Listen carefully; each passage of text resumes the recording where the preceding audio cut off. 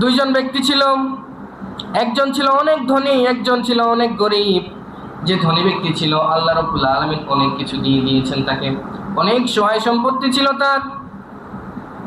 তার দুইটা বাগান ছিল, আঙ্গুরের বাগান, এত সুন্দর আঙ্গুরের বাগান। আল্লাহ রাব্বুল আলামিন তাকে আমি জান্নাত দিয়েছিলাম, দুইটা জান্নাত দিয়েছি তাকে।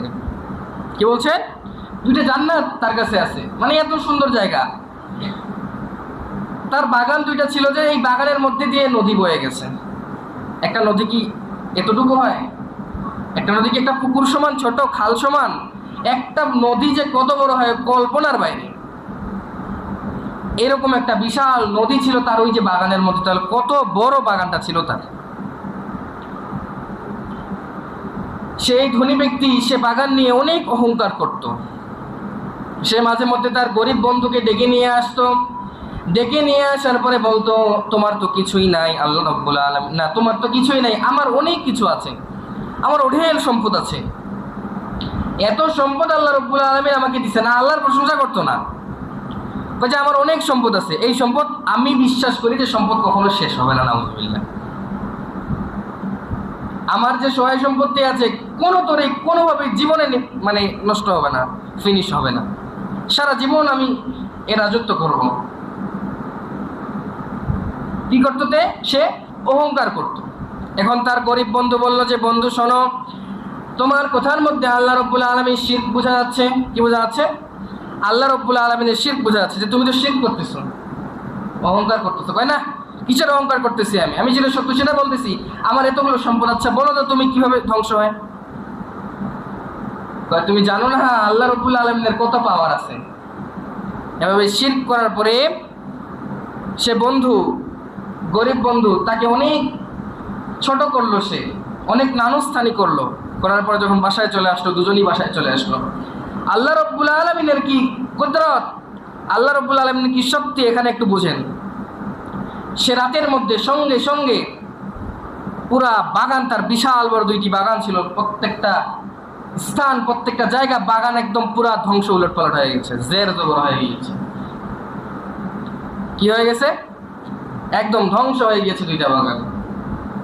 আর সেদিন সে রাতের মধ্যেই আবার তার যে গরিব বন্ধু ছিল, অনেক অনেক বড় লোক, অনেক ধনী হয়ে গিয়েছিল। যে গরিব সে ধনী হয়ে গেছে, আর যে ধনী সে অহংকারের কারণে কি হয়ে গেছে? ধ্বংস হয়ে গেছে। এজন্য আল্লাহ রাব্বুল আলামিন ওই ধনীকে, ওই আমির থেকে ফকির বানাইতে সময় লাগবে? আপনাকে বড় লোক তৈরি করে দিতে সময় লাগবে? আপনাকে গরিব বানাইতে সময় লাগবে? সময় লাগবে না। এই আল্লাহ রাব্বুল আলামিন সব পারে। আল্লাহ রাব্বুল আলামিন সব পারে। সে ব্যক্তি কি করলো? তাকে নানস্থানি করলো, আবার আরেকজনকে সম্মান দিল। তারপরের দিন বাগানের মধ্যে সে ধনী ব্যক্তি এসে বলে, যেটা তো আমার বাগান না, এত সুন্দর বাগান, এটা তো আমার না, আমার থেকেও বেশি সুন্দর, আর আমারটা কোথায়? তার বাগান সে খুঁজে পাচ্ছে না। গিয়ে দেখে যে একবার তার বাগানের অবস্থা খারাপ। অনেক বড় বিজনেস ম্যাগনেট ছিল সে, সব একদম মাটির সঙ্গে মিশে গিয়েছে। তারপরে এসে সে পস্তাচ্ছে, আফসোস করতেছে, যে কি করলাম আমি, আল্লাহর সঙ্গে শিরক করলাম কেন? আল্লাহর সঙ্গে আমি শিরক করলাম কেন? এই জন্য এখান থেকে শিক্ষা নেওয়া উচিত যে আল্লাহ রাব্বুল আলামিন তিনি সব কিছু করতে পারেন, তিনি ক্ষমতার মালিক, তিনি ক্ষমতার উৎস। এটা আমাদের মানতেই হবে, হবে কি হবে না? আল্লাহ রাব্বুল আলামিন সকল ক্ষমতার উৎস কে? আল্লাহ।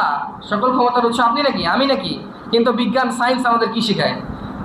সকল ক্ষমতার উৎস তুমি নিজে, তোমার ক্ষমতার উৎস তুমি নিজে। নাউযুবিল্লাহ। এটা শিখায় না আমাদের? এটা ভুল নাকি সঠিক? একবারে ভুল। সকল ক্ষমতার উৎস একমাত্র আল্লাহ ছাড়া কেউ হতে পারে না। এজন্য সম্মানিত ভাইয়েরা, আমরা দুনিয়া পেয়ে গেলে আমরা আখিরাতের কোনো চিন্তা করি না। যখন মুসিবতের মধ্যে পড়বো তখন আল্লাহকে বলবো যে আল্লাহ তুমি কি দেখো না আমাকে, আমার এই অবস্থা? আর যখন ধনী হয়ে যাব তখন আর আল্লাহর কোনো খোঁজ খবর নেই। নাউযুবিল্লাহ। এই দুনিয়ার জীবনটা হচ্ছে একটা ধোঁকা, মরিচিকার মধ্যে পড়ে আছি আমরা, মহাচ্ছন্নের মধ্যে আমরা পড়ে আছি। এই দুনিয়ার জীবনটা কিচ্ছু না, এটা একটা ধোঁকা।